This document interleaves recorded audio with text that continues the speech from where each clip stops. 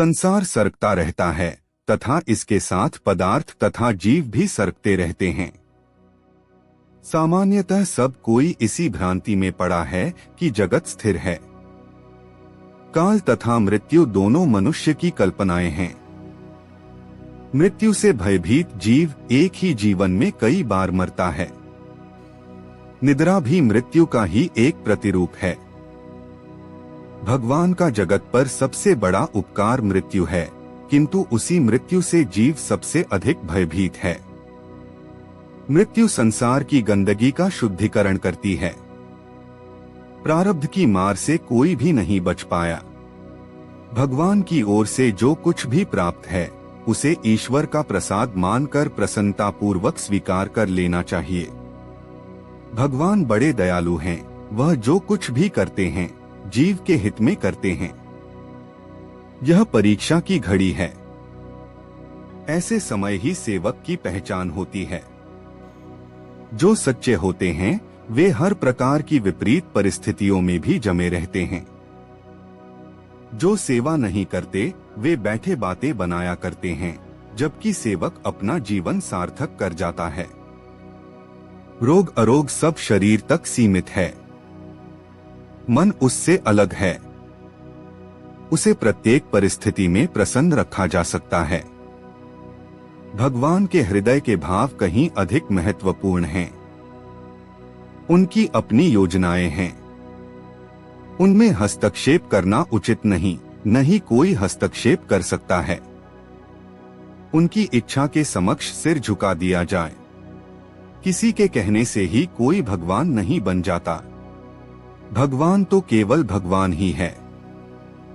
अध्यात्म तथा संसार में सामंजस्य स्थापित कर पाना एक बड़ी समस्या है।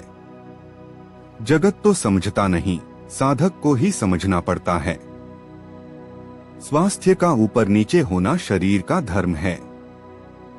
जब मन अपने अधीन रहता है तो शरीर की अवस्था बदलने पर उसका प्रभाव ग्रहण नहीं करता। मनुष्य बहाने बनाने में बड़ा चतुर है। हृदय में भाव या प्रेम के बिना मात्र औपचारिकता निभाना व्यर्थ है। अंतर्गुरु सदैव तुम्हारे साथ रहेगा। वह अंतर्यामी है, घट घट की जानता है, सब संभाल लेगा। गुरु का वास्तविक स्वरूप गुरु तत्व है। वही गुरु रूप धारण कर शिष्य को अनुभूतियां कराता रहता है। आश्रम के काम अपने आप चलते रहते हैं। एक अदृश्य शक्ति सब काम संभाल लेती है। तुम्हें केवल चलती गाड़ी में सवार होना है। आज के युग में सेवा में रुचि रखने वाले लोग बहुत कम हैं। अधिकांश तो बातें बनाकर ही अपने कर्तव्य की इतिश्री मान लेने वाले हैं। सेवक के तो पूर्वकृत पापों के संस्कार क्षीण हो जाते हैं। सेवा से पापक्षय होता है। सेवक के लिए आलोचक देवदूत के समान हैं, जो साधक पर कृपा की वर्षा करते हैं, मन में निर्मलता तथा हृदय में प्रेम जगाते हैं। एक सच्चे साधक के लिए अपयश वरदान है। इससे अभिमान गलित होता है। प्रतिष्ठा अध्यात्म में विघ्न है।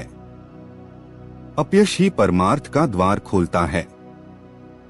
अपयश गुरु के समान हितकारी है, साधक के लिए प्रकाश स्तंभ है। सहनशीलता क्षमाशीलता का प्रदाता है। उसका प्रतिकार मत करो, उसे आमंत्रित करो। सेवा में विघ्न तभी पड़ता है जब अपयश से सेवक का मन प्रभावित हो जाता है। सच्चा साधक मन पर कोई भी प्रभाव ग्रहण किए बिना अपयश भी सहन कर लेता है। साधनावस्था में अपयश अमृत के समान है तथा प्रतिष्ठा विष के समान। अध्यात्म का साधन अत्यंत सूक्ष्म एवं गंभीर है। प्रायः मनुष्य किसी न किसी रूप में साधना के नाम पर अभिमान को पुष्ट करता रहता है। यशप्यश गुण अवगुण तथा सुख दुखादि की अनुभूति अभिमान के ही विभिन्न स्वरूप हैं। माया की इसी परिधि से बाहर निकलने के प्रयत्न का नाम साधना है।